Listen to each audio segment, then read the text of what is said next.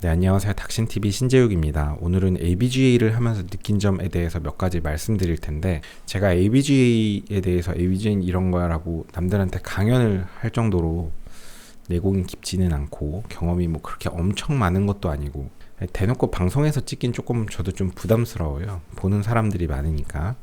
그래도 내가 지금까지의 경험을 바탕으로 ABGA를 하면서 좀 느낀 점이 있어서 영상을 좀 찍어보고자 합니다. 우리는 병동에서 숨찬 환자분이 있으면 ABGA 처방을 내고 인턴 선생님이 ABGA 실시를 하고 그 결과값을 받아봐서 해석을 하게 되는데, ABGA 해석은 어렵죠. 공부는 하면 할수록 내가 모른다는 걸 더 알게 되기 때문에 사실 그야말로 ABGA 세계는 깊게 들어가면 아마 끝도 없을 겁니다. 하여간에 얘기하다 말았는데, 숨찬 환자분을 딱 보면 ABGA를 급하게 처방을 내고 결과를 보게 되는데, 실시를 해서 사실 생각보다 되게 생각 없이 ABGA 처방을 내고 ABGA 결과를 보는 경우가 많아요. 그 얘기를 하고 싶습니다. 그래서 제가 병원에서 ABGA 처방을 냈더니 굉장히 그 분야를 잘 아시는 교수님께서 한마디 하시더라고요. ABGA를, 약간 경상도 사투리 쓰시는 분인데, 일반 병동에서 ABGA를 굳이 할 필요가 있나요? 이러시는 겁니다. 사실 우리가 숨찬 환자 있으면 당연히 ABGA부터 해야 되는 거 아니야? 라는 생각을 하는데, 저는 그런 질문을 받았을 때 너무 황당했어요. 아니, 숨찬 환자 있으면 당연히 ABGA 해야 되는 거 아니야? ABGA 봐야지. 오히려 ABGA를 안 하면, 야, 숨찬 환자 있는데 어떻게 ABGA도 안 해? 약간 이런 느낌인데, 일반 병동에서 ABGA를 굳이 할 필요가 있나요? 어떤 값을 보려고 하는 거죠? 라는 질문을 받았어요.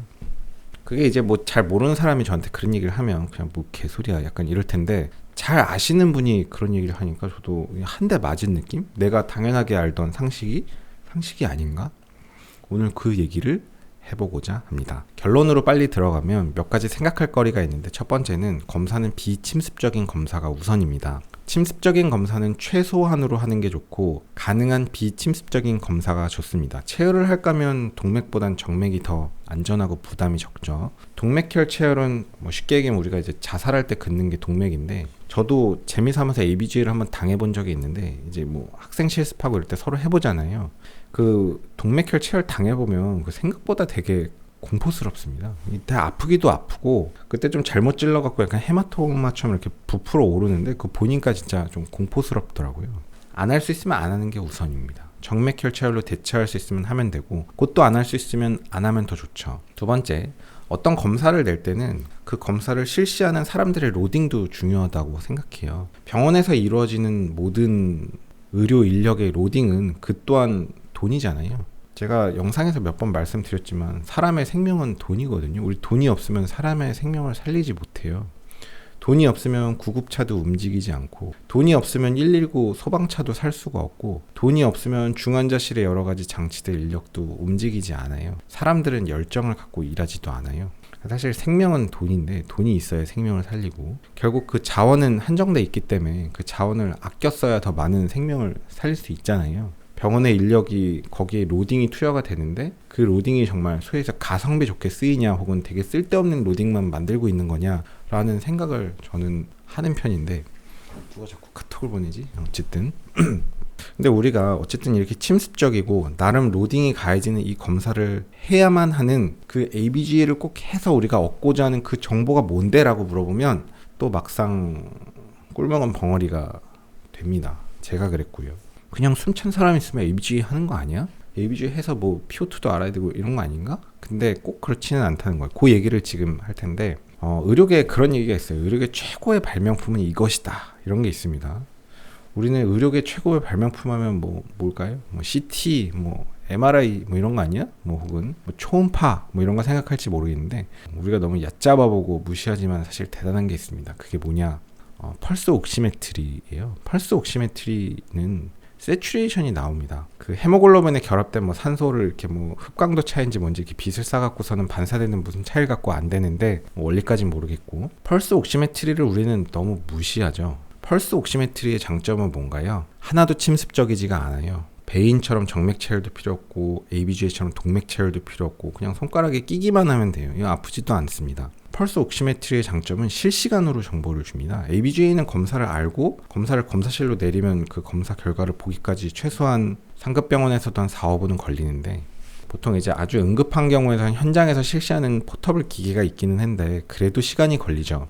그래서 최소한 그 결과값을 아는데 한 1-2분의 딜레이가 있는데, 펄스 옥시메트리는 실시간으로 정보를 주고 하나도 안 아프면 이거 진짜 좋은 거 아니에요?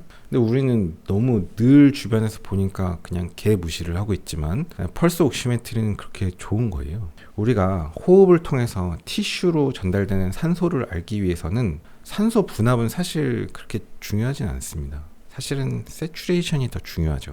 제가 학생 때 저도 공부를 너무 안 해서 몰랐는데 그 옥시겐 딜리버리라는 파트를 검색해 보시면 알 수가 있는데, 그래서 가끔 중환자실에서 인공호흡기를 쓰는 경우는 ABGA를 하면 PO2가 막 300, 400 뭐 이렇게 나올 수도 있는데, 그렇다고 해서 블러드를 통해서 산소가 더 많이 전달되는 건 아니에요. 혈장 속에 녹는 산소 분압이 2배, 3배, 4배가 높아져도 옥시겐 딜리버리가 2배, 3배, 4배 높아지는 건 전혀 아니니까.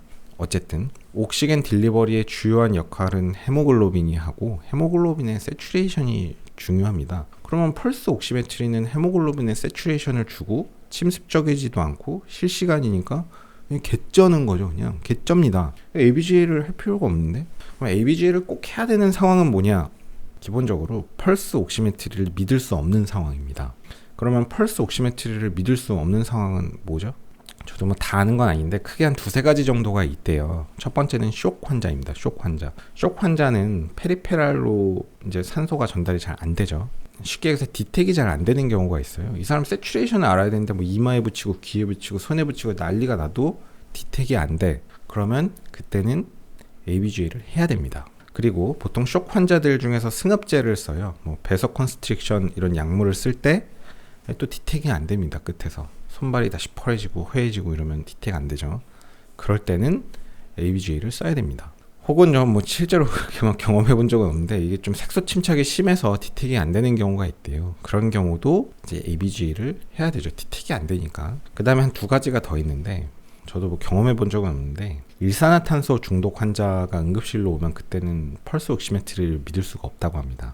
일산화탄소 중독 환자는 펄스 옥시메트리를 보면 세츄레이션은 되게 좋아 보이는데 실제로 옥시겐 딜리버리는 티슈로 아예 안 되고 있는 거죠. 그래서 뭐 고압산소 치료를 하는 게 이제 일산화탄소 떼내려고 하는 건데, 그러니까 우리가 세츄레이션 모니터를 하는데 이 사람이 너무 디스프니아가 심해 라는 생각을 하면 이 펄스 옥시메트리는 분명히 99% 100%인데 이걸 믿을 수가 없네. 믿을 수가 없는 것 같은데? 그럼 그건 뭘까? 일산화탄소 중독이라는 거죠. 또 나머지 한 가지가 뭐 제가 실제로 경험해 본 적은 없는데 메트 헤모글로빈이라는 게 있는데, 그게 뭐 나이트레이트 같은 약제를 쓰면 좀 생긴대나? ABGA를 꼭 해야 되는 상황이 생각보다 많지는 않은 거예요. 왜? 그냥 펄스 옥시메트리 세츄레이션 보면 되니까. 자, 그러면 ABGA 하는 이유 중에 하나는 블러드 가스의 PCO2 분압을 보기 위함입니다 라고 할 수도 있는데, 우리가 PCO2 값을 알려면 ETCO2를 보면 아는데, ETCO2는 보통 이제 인튜베이션 돼 있거나 뭐 T튜브가 있을 때 모니터링을 할 수 있고, 일반적으로는 ETCO2를 모니터링 할 수가 없기 때문에 블러드 가스의 이산화탄소 분압을 알고 싶으면 ABGA를 하긴 해야 되는데, 여러분 그 사람의 블러드 가스의 이산화탄소 분압을 여러분이 꼭 정확하게 알아야 되나요? 제가 어디 책에서 읽은 구절인데, 정상 이산화탄소 분압은 정해진 게 없습니다. 뭐 이런 말이 있습니다. 뭐 호흡기 질환 있는 환자분은 50 또는 60, 한 70 정도에서 되게 안정적으로 보상돼서 살아가는 사람들도 있긴 있으니까.